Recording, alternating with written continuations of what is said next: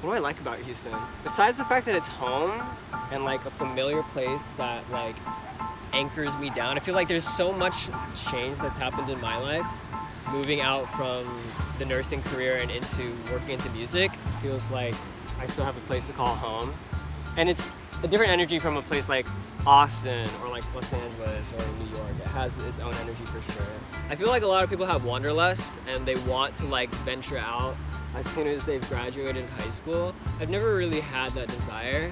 I don't mind staying close to home. Home is where my heart is. What's up? I'm Keshi. I'm a recording artist from Houston, and I'm gonna put you on some of my favorite spots that I used to go to.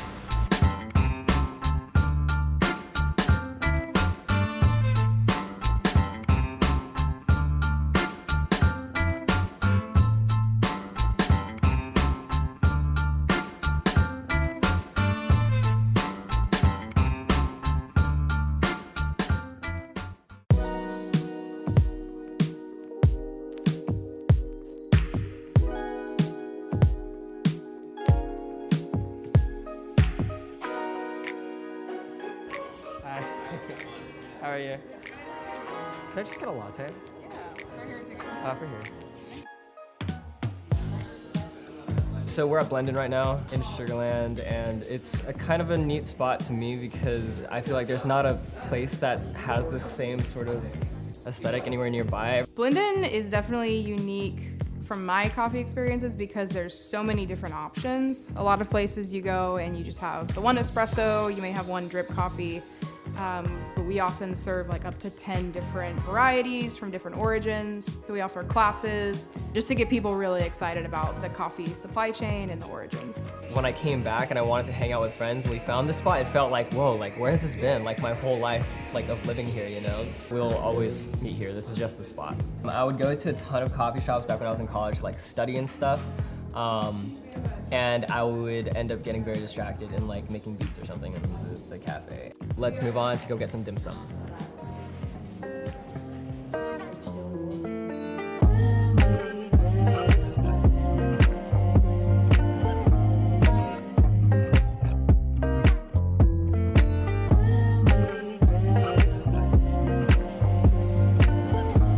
Dim Sum King. This is a spot that I used to come to a lot when I was a kid growing up with family, friends, big extended family would come and sit at the big tables and everything. I'm here with my friend John today, and we're gonna eat some dim sum.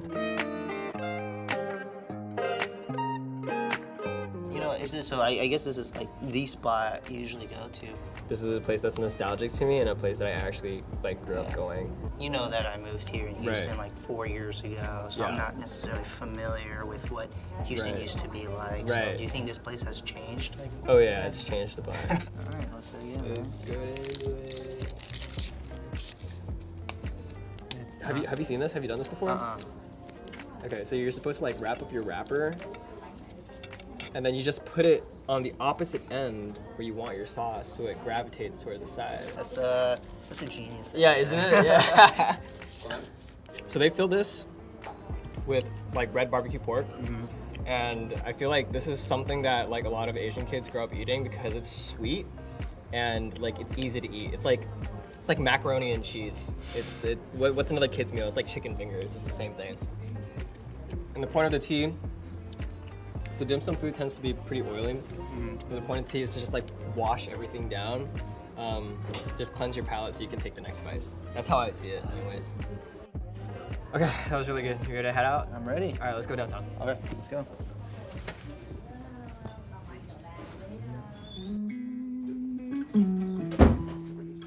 We are at Fuller's Guitar.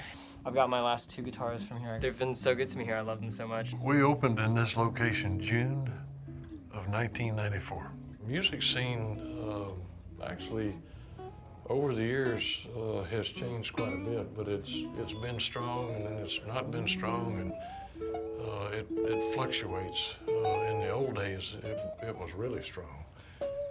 Not so many guitar heroes now as there used to be. So, but Houston, as far as creative juices, I mean, we've got a lot of really talented songwriters and a lot of talented performers here. Music influences growing up were definitely John Mayer was like the biggest one when it comes to guitar and sensibility, songwriting, melody, everything else.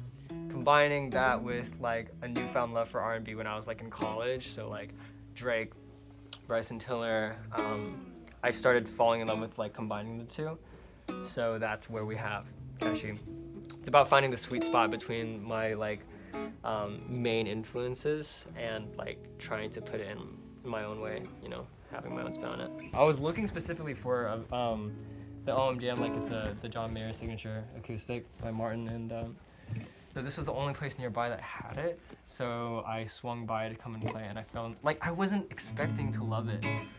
I was expecting to think that it was like overpriced or overrated. I played it for like 10 minutes and I was just in disbelief of how much I love the sound, so I had to buy it then and there. And because I had that opportunity to come here and visit the shop, I just fell in love with it. This, for example, has a much like hotter and twangier tone than I expected it to have. I'm interested to see like on the producer side of it how it sounds once I've plugged it in. I just want an arsenal of different brushes that I can paint with, basically. So yeah, I think that's the best way that I can put it. Houston has a really dense musical history, and like it's places like this that make you appreciate, you know, the local spots that are around town rather than just going to like the big stores where it doesn't feel like anyone really cares about helping you. And the selection here is crazy. Like I love all the things that they have here. Like it's just like a candy store for me.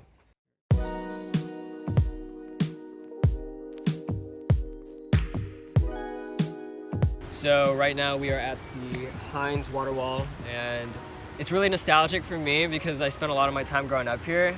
So over yonder behind is where my grandparents used to run a dry cleaners store. And every summer when I was really little, like too little to stay at home, my mom would drop us off at my grandparents' store, and they'd watch over us while we played GameCube in the corner, my brother and I. And we would actually come out like after lunch, and we would always play on this lawn. There's even like a little sundry store, convenience store, little thing where it was owned by a Vietnamese lady, so like she would give us free snacks sometimes too. Good memories. We'd get chicken minis in the morning, every morning, and we would eat it every single morning. The dry cleaner store is not there anymore, which is sad. It's like a little food store that's not even being used right now. Thank you guys so much for watching.